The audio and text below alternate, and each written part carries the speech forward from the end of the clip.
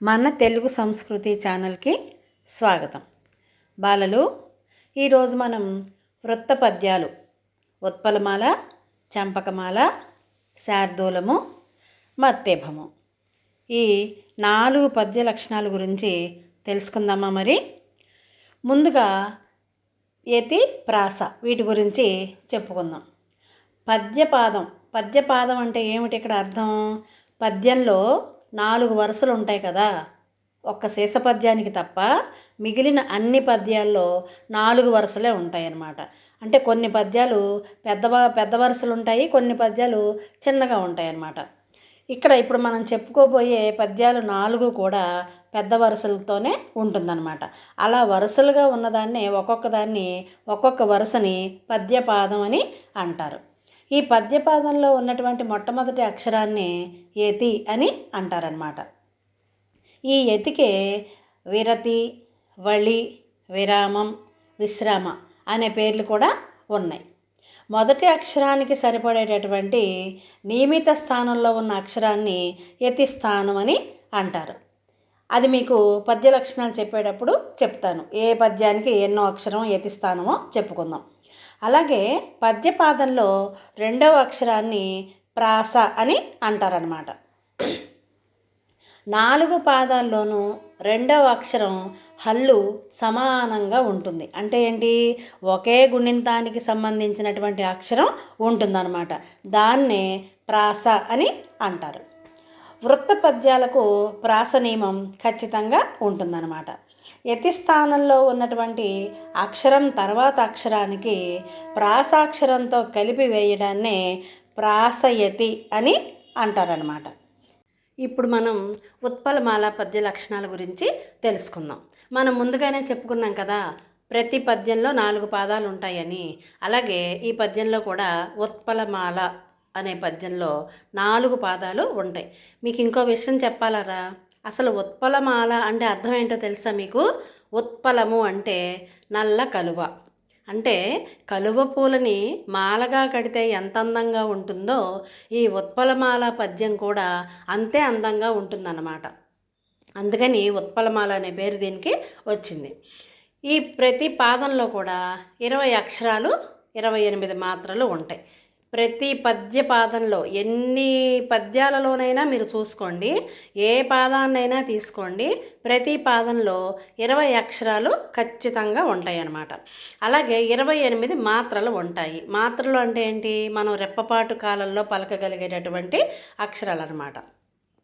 తర్వాత మీరు ఏ పద్యంలో ఏ పాదం తీసుకున్నా ఉత్పలమాల పద్యపాదాలలో భరణ, భభరవ అనే గణాలు ఉంటాయన్నమాట. 3 అక్షరాల చొప్పున మనం గణ విభజన చేస్తే ప్రతి పాదంలో కూడా మీరు ఏ పాఠంలో నుంచైనా తీసుకోండి, ఏ కావ్యంలో నుంచైనా తీసుకోండి, ఎక్కడి నుంచి తీసుకున్నా ప్రతి పాదంలో కూడా భరణ, భభరవ అనే గణాలు మాత్రమే వస్తాయన్నమాట. తర్వాత ప్రాస నియమం ఉంటుంది. మనం ఈ వృత్త పద్యాలన్నింటిలో కూడా ప్రాస నియమం ఖచ్చితంగా ఉంటుందన్నమాట. ప్రాస యతి మాత్రం ఉండదు. అలాగే ప్రతి పాదంలోని 10వ అక్షరం యతిస్థానం చెప్పుకున్నాం కదా. పద్యపాదంలోని మొదటి అక్షరాన్ని యతి అంటామని ముందుగానే మనం చెప్పుకున్నాం. అలాగే ఈ ఉత్పలమాల పద్యపాదంలో మొదటి అక్షరానికి 10వ అక్షరానికి యతిస్థానం, యతిమైత్రి చెల్లుతుందన్నమాట. అర్థమైంది కదా ఉత్పలమాల పద్య లక్షణాలు. తర్వాత చంపకమాల పద్య లక్షణాలు. దీంట్లో కూడా 4 పాదాలు ఉంటాయి. ఇంకొక విశేషం ఏంటంటే, చంపకము అంటే అర్థం ఏమిటి? సంపెంగ పువ్వు అనమాట.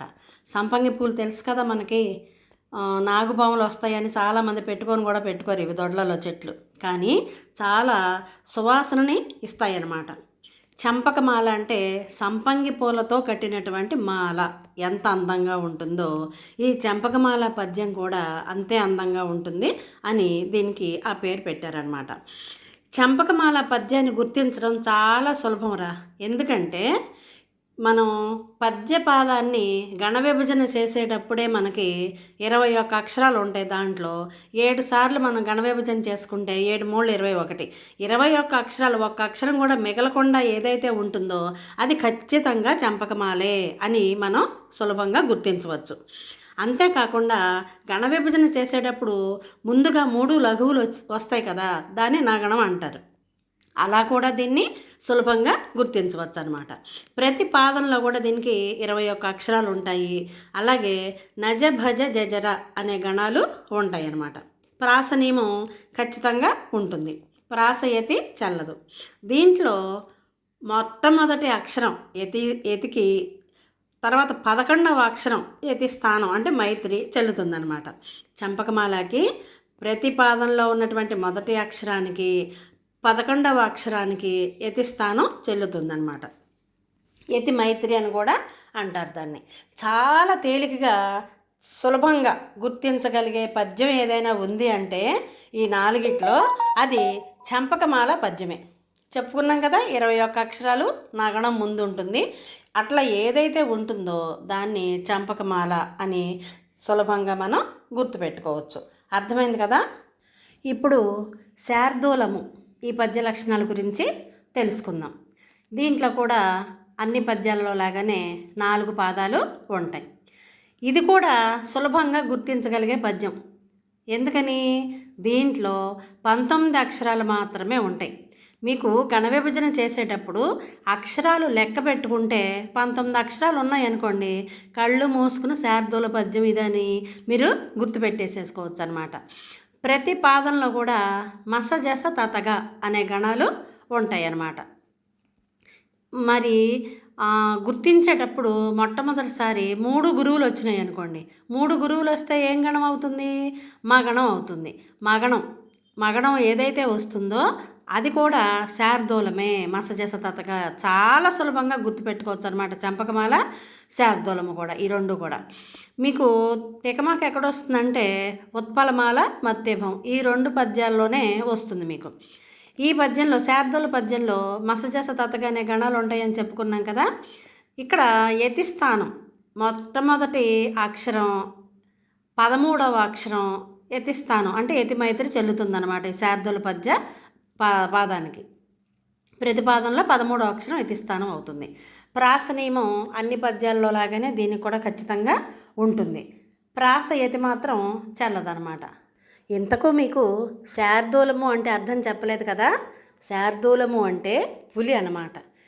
పులి నడక ఎంత గంభీరంగా ఉంటుందో ఈ పద్యపాదం యొక్క నడక కూడా అంతే గంభీరంగా ఉంటుందిట. ఇప్పుడు మత్తేభము పద్య లక్షణాల గురించి తెలుసుకుందాం. అసలు మత్తేభము అంటే ఏంటో తెలుసారా మీకు? మత్తేభము అంటే మంచి వయసులో పొగరుగా ఉండేటటువంటి మదించిన ఏనుగు అని అర్థం అన్నమాట మత్తేభము అంటే. ఈ పద్యంలో కూడా 4 పాదాలు ఉంటాయి.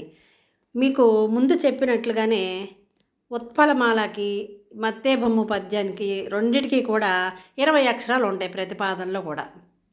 ఇక్కడే మీరు కొంచెం తెకమక పడే అవకాశం ఉందన్నమాట. కానీ గణ విభజన చేసేటప్పుడు మీరు అక్షరాల్లో గణాల్లో ముందు స అనే గణం సగణం కనుక వస్తే అది మత్తేభం కింద గుర్తుపెట్టుకోవాలన్నమాట. 20 అక్షరాలు ఉంటాయి దీంట్లో. ప్రతి పాదంలో కూడా గణ విభజన చేసినప్పుడు సభరణమయవ అనే గణాలు ఉంటాయి దీంట్లో యతి స్థానం ఎక్కడ? మత్తేభంలో ప్రతి పాదానికి మొదటి అక్షరం యతి అయితే 14వ అక్షరం యతి స్థానం అవుతుందన్నమాట. ప్రాస నియమం ఉంటుంది. ముందే చెప్పుకున్నాం కదా, ఈ 4 పద్యాల్లో కూడా ఖచ్చితంగా ప్రాస నియమం అనేది ఉంటుంది. ప్రాస యతి మాత్రం ఉండదన్నమాట. అలా ఈ మత్తేభం యొక్క పద్య లక్షణాలు తెలుసుకున్నారు కదా మీరందరూ. అర్థమైంది కదా. ఇప్పుడు మీరు మీ తెలుగు వాచకాలు తీసుకుని ఈ 4 పద్యాలు ఉన్నటువంటి పద్యపాదాలని గణ విభజన చేయటం అభ్యాసం చేయండి. ఇలాంటి మరిన్ని వీడియోల కోసం చూస్తూనే ఉండండి మన తెలుగు సంస్కృతి ఛానల్. జై హింద్, జై భారత్.